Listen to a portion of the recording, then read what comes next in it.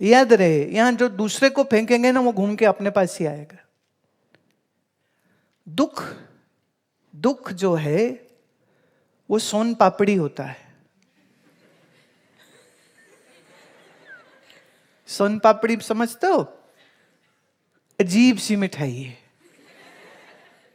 सोन पापड़ी का डब्बा दिवाली पर गुप्ता जी ने अरोड़ा को दिया, अरोड़ा ने अग्रवाल को दिया, अग्रवाल ने ग्रोवर को दिया, ग्रोवर ने रिझानी को दिया, रिझानी ने मोहनानी को दिया, मोहनानी ने गोयल को दिया, गोयल ने गुप्ता जी को दिया, और गुप्ता जी के पास वही डब्बा घूम के महीने बाद वापिस बोले, ओए ये तो अपना ही है।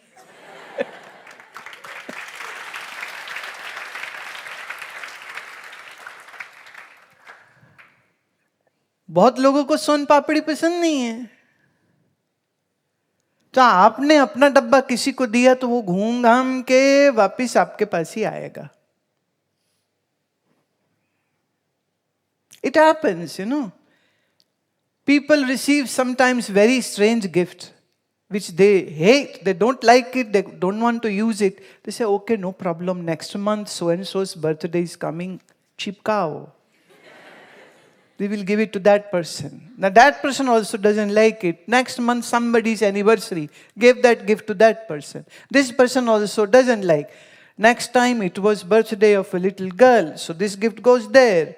Then this gift comes here, then it comes there, then it goes there, and then it comes back to the original person who bought this bad gift. And the person who gave said, please open it up. You love it. And he can see, oh, that's I bought it. Huh?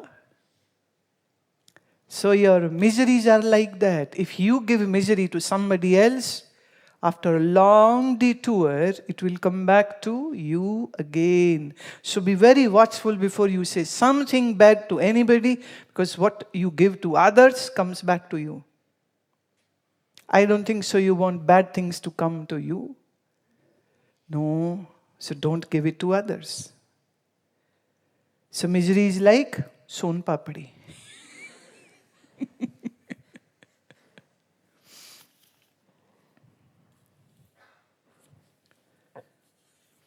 हम अपने मन के विचारों को कैसे रोकें? वासु कौन है? अच्छा, देखो बेटा, मन के विचारों को तुमने रोकना ही क्यों है? मन के विचारों को कोई रोक नहीं सकता। विचार के ऊपर विचार किया जाता है। जैसे मान लो आपके मन में एक बुरा विचार उठा कि स्कूल से बंक करके पिक्चर देखते हैं या फ्रेंड्स के साथ कहीं पार्टी पे जाते हैं, तो आपने और अंदर से हो रहा है कि जाएंगे तो ये ना हो पकड़े जाएं, जाएंगे तो ये ना हो कि टीचर्स शिकायत कर दे या माँ बाप कोई फोन करके स्कूल में, लेकिन तुम्हारा मन कह रहे नहीं नहीं कुछ नहीं होता, चलो चलो कुछ नहीं होता। जिससे वो होता है ना, कबूतर देखा बिल्ली करे आंख बंद के बिल्ली गायब। तो ऐसे ही कभी कभी हम अपने लालच में, गुस्से में कुछ गड़बड़ करते हैं और ये सोचते किसी को पता ही नहीं चलेगा, पर अंदर से घंटी बज रही होती, मत करो मत करो मत करो। तो हम अपने अकल को कहते चुप रह, रहने दे। दूसरे दोस्त कहेंगे अरे कद्दू है तू, चलना। तो अभी किसी को कद्दू कहलाना अच्छा नहीं लगता है, बोले हाँ चलो चलो। तो वो चले गए, रेस्टोरेंट में बैठे, ऑर्डर किया, क्या? पिज्जा, साथ में वो काली काली ड्रिंक जो होती वो, और हाँ हाँ तुम जो भी समझो, हाँ हम नहीं कह सकते ना भाई, मुश्किल है मेरे लिए। तो आप बैठे हैं, आप स्वाद लेके खा रहे, वो गर्मा गर्म धुआं निकल रहा है, ऐसे स्टीम आ रही है, वो स्टीम वो एकदम रहा ही नहीं गया। पट से मुंह में एक बाइट लेने के लिए डाला, वो गर्म चीज ऊपर तालू में लग गया, उधर जल रहा है और सामने ही मम्मी आ गई।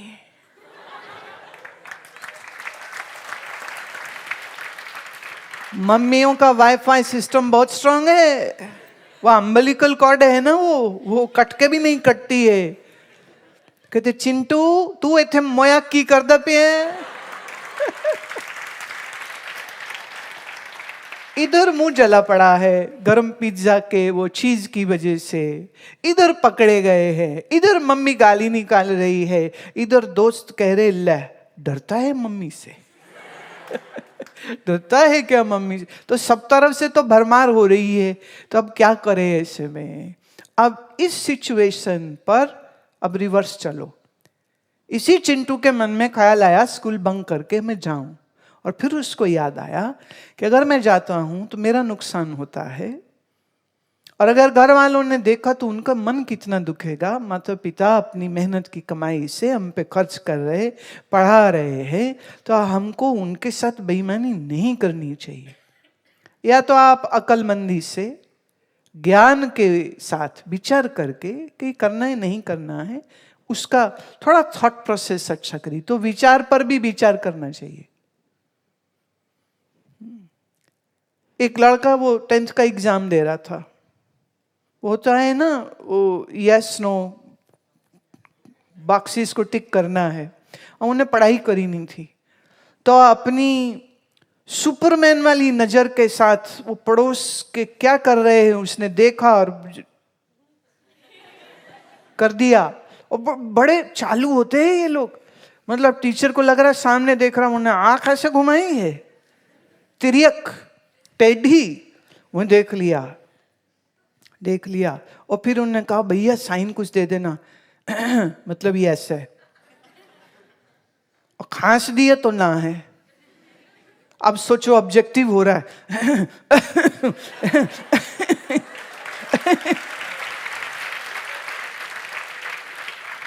कोड वर्ड चल रहा है ना, उसने सब कर दिया। बाद में क्लास के बाद मिले तो कहते थैंक यू भाई, यार तूने मेरे बचा दिया। कहते बचा दिया? मैंने नहीं बचाया, मेरे इधर वाला जो कर रहा था मैंने वो किया। मैंने कहा चल उसको कह देते, तो वो तीसरे को बोला थैंक यू भाई, तेरे को गोला खिलाऊंगा, तूने मेरा पेपर करा दिया। कह रहे मैं तो कोई पढ़ाई वढ़ाई करनी थी, जिथे दिलाया यस, जहां दिलाया नो, जहां दिलाया यस, जहां दिलाया नो, कर दिया मैंने। सो ये अब नकल बड़ी भारी पड़ने वाली है ना, ये तो बड़ी भारी पड़ जाएगी। कुछ भी करने से पहले विचार करिए, विचारों को रोकिए मत, बल्कि विचार बहाइए और अच्छे से सोचिए, उसके ऊपर मनन करिए, कॉन्टेम्पलेट करिए।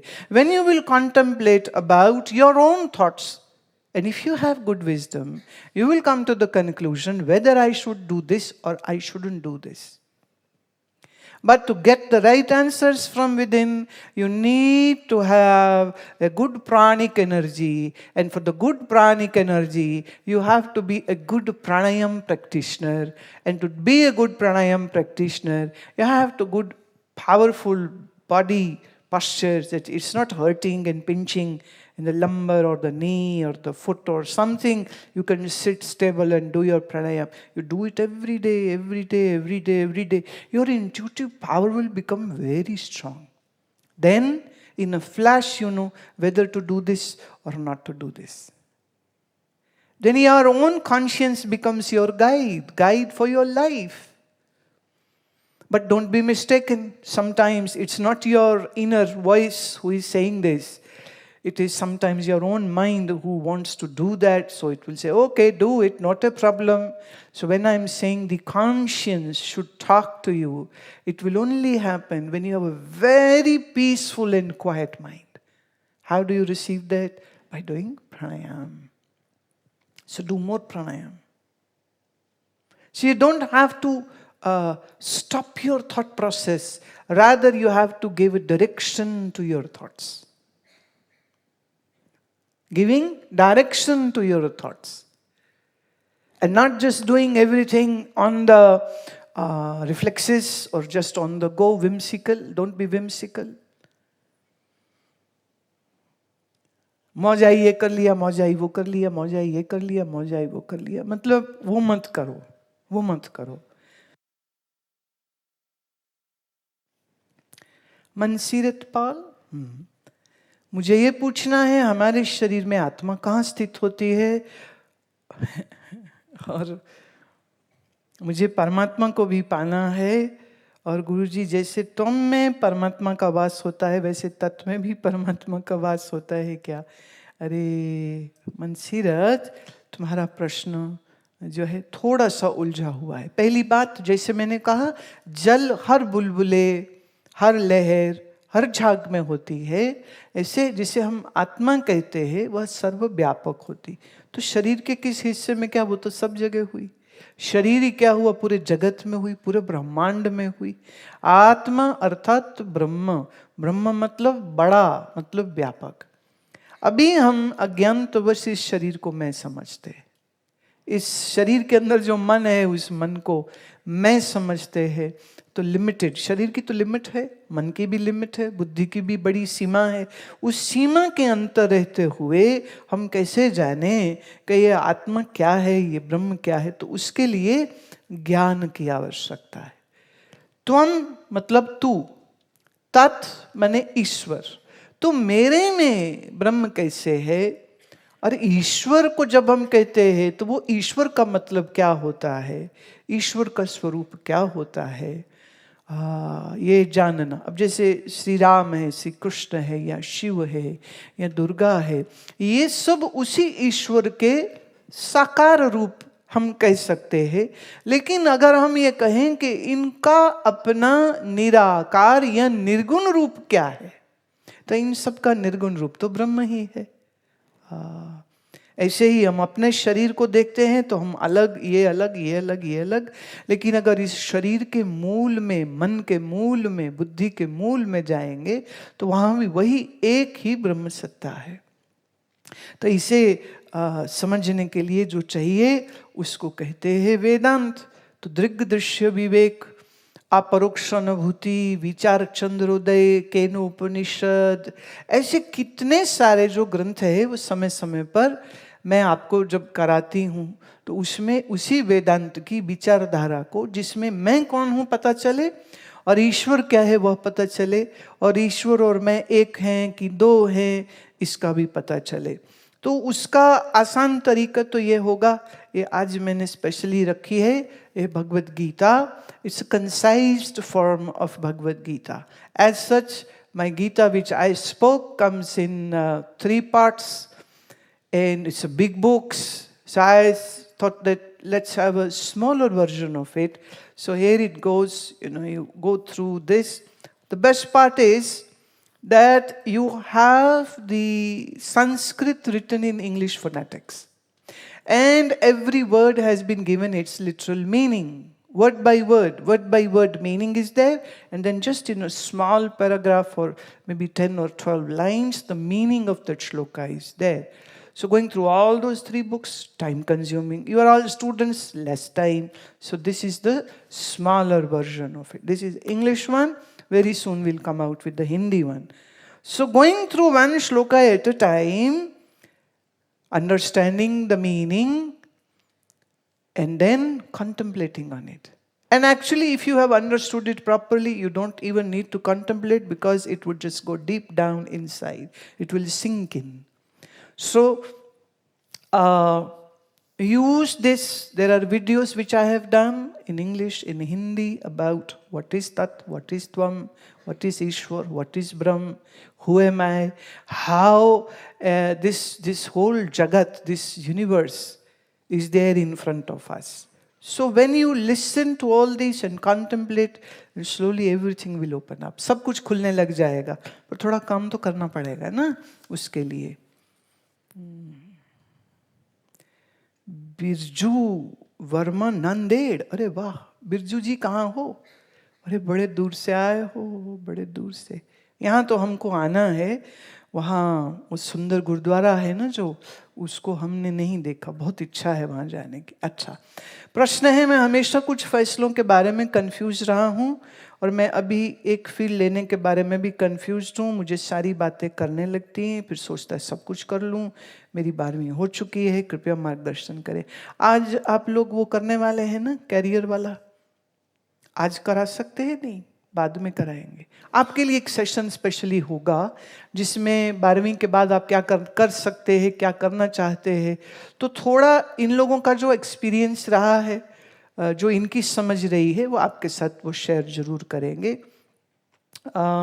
तो आई थिंक सो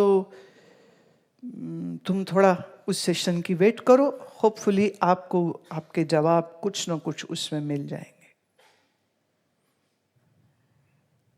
यहाँ आश्रम जैसा वातावरण घर में कैसे बनाया जाए, यहाँ पर रह के जो आनंद की प्राप्ति होती है, वैसा हम घर वापस जाके कैसे अनुभव कर सकते हैं। रवि, अच्छा, हाँ भाई, उसके लिए तो एक आसान सा तरीका है कि जैसे तुम अभी आए हो, सुन रहे हो, समझ रहे हो, आनंद ले रहे हो, ऐसे ही तुम्हारे मम्मी पापा आए, सुने, समझे, ऐसे ही तुम्हारी दादी दादा, ऐसे ही तुम्हारे मतलब सारा खानदान एक बार ले आओ।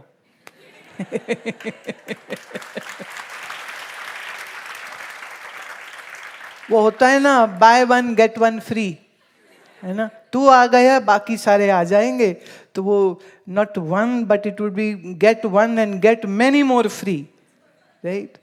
तो जो स्केड्यूल आपका यहाँ पर है वो घर में जाके क्यों नहीं रह पाता? क्योंकि घर में जाके टीवी देख रहे रात 11-12 बजे तक, सुबह देर से उठते हैं, फिर भाग भाग के स्कूल कॉलेज जाते हैं। स्कूल वालों को तो मजबूरी है कि भी 8 बजे पहुंचना है या 9 बजे पहुंचना है। कॉलेज वाले ना थोड़े फिर और ढीले ढाले हो जाते हैं और वो प्रॉक्सियाँ लग जाती हैं, है ना। अरे बोल देना यस मैम, चलते रहो यस मैम।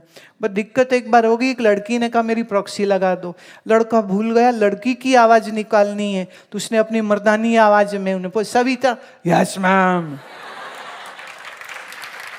बोले ये सविता है, ये सावन है, कौन है ये? तो वो पकड़े गए उस दिन। तो प्रॉक्सियां चलती हैं, कॉलेज से भागने की मन होती है, यहां वहां जाने की मन होती है, डिसिप्लिन नहीं रहता है। I very firmly believe if your parents will live in discipline, you, the children, the youth, will automatically go easily into that discipline. If they are indisciplined, and if they use cuss words and abusive words, the children of this house will definitively use all those words which are not good.